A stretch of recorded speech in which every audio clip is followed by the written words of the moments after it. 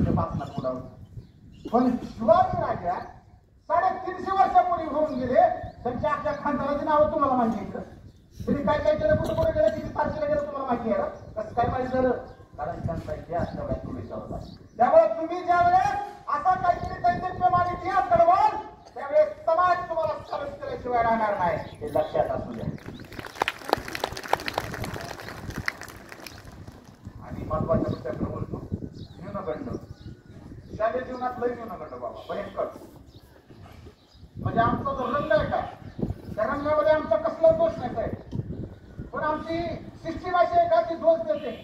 आणि 4 चौकात फिरताना तेच आपल्याला दोष देतात, चिडवतात. तू काळा आहे, तू गोरा आहे, तुझ्या तोंडावर फुटकळे येते, तू नकटा आहे, तू लंगडा आहे असं म्हणतात का नाही म्हणते. पण ह्याचं वाईट वाटून घ्यायचं नाही. याचं कारण का, हे जग जे आहे ते तुमच्या रंगावरून क्लासिफाय तुम्हाला करणार नाही, तुमच्या बुद्धिमत्तेवरून क्लासिफाय करणार आहे. त्यामुळे इथून पुढच्या काळामध्ये तुमचा रंग कोणताही असू द्या, न्यूनगंड बाळगू नका. रंग मित्र अजिबात लावू नका. आमच्या पोलिसात साखळी झाली का ती वेगळ्याच देतात किंवा मुलं सुद्धा असतात, फक्त मुलीच नाही. कारण जसं आम्ही वयात यायला लागतो मग आमचं प्रोजेस्टेरॉन हार्मोन, टेस्टोस्टेरॉन हार्मोन व्हायला लागतं. आमच्या आपले शारीरिक बदल व्हायला लागतात. आणि तुमच्यामध्ये वेगळ्याच गुलाबी भावना, जसा तुमचा युनिफॉर्म आहे तशा भावना तुमच्यामध्ये निर्माण व्हायला लागतात. पण त्या भावनाला जर तुम्ही योग्य दिशा दिली नाही, जर त्या भावनांचा उपयोग तुम्ही स्वतःचं करिअर करून घेण्यासाठी दिली नाही, तर मग तुमचं सुद्धा सैराटपणा. आता मी सकाळ सप्तरंगाला लेखक होतो, वर्षभर दसोडी गेली बरं का. आता मी अग्रवालचा लेखक आहे, दर शुक्रवारी मशागत लिहितो. त्या दसोडीमध्ये एक लेख लिहिला होता मी मोठा, महाराष्ट्राला सदस्य होता. ती पळून गेली ही लेख होता माझा साहेब. आज सगळ्यात महत्वाचा विषय, 8वी 9वी 10वीच्या मुलं सुद्धा जर पळून जात असतील दोघं तर कुठं चाललाय समाज आपला आणि ही संस्कृती कुठं आहे. म्हणून मग अशा शाळा आम्हाला निवडायला लागतात तिथं त्यांचं 24/7 सर्व्हिलन्स आहे. विश्वास नाही राहिला. आणि आम्ही किती आमच्या लेकरासोबत बोलतो सांगा की एवढ्या प्रांतपणानं.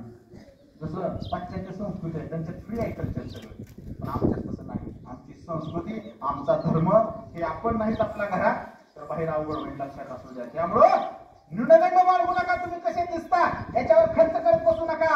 याचं कारण तुम्हाला खूप सुंदर सांगतो. इथूनच जवळ आपला पंढरपूरचा पांडुरंग आहे का नाही.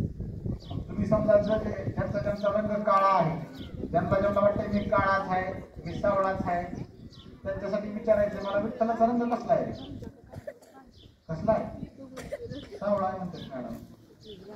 काळा कुठं आहे, सावळा तर उगा आपण घेत नाही.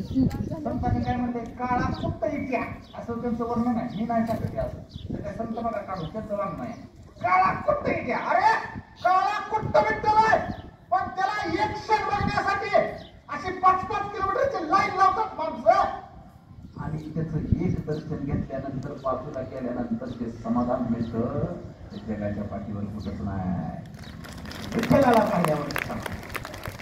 आणि आता जरा वास्तव सांगतो, जगाच्या पाठीवर असं कधी ऐकलंय का, कधी दर्शनाला गेलो आणि विठ्ठलाचं पाया पडून हळूच शेजारी गेलं की कुणीतरी म्हणलंय अरे मी देवाला आलतो, देव तर काळाच आहे, गोरा पाहिजे होता म्हणजे दर्शन तरी केलं असतं, काळा देव नको बाबा मला म्हणलं कधी कुणी.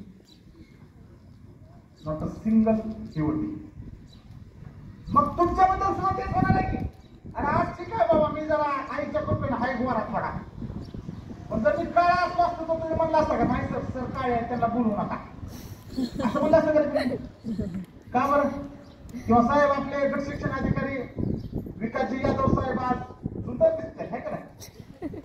आणि ते जर समजा काळे बघायला असले असते, नक्की असले असते, सायकलवर आले असते, तुम्ही म्हणला असता का नाही ना असे साहेब कशाला बोलतो, जरा बाहेर दिसणार साहेब बाबा असं तुम्ही म्हणू शकता का.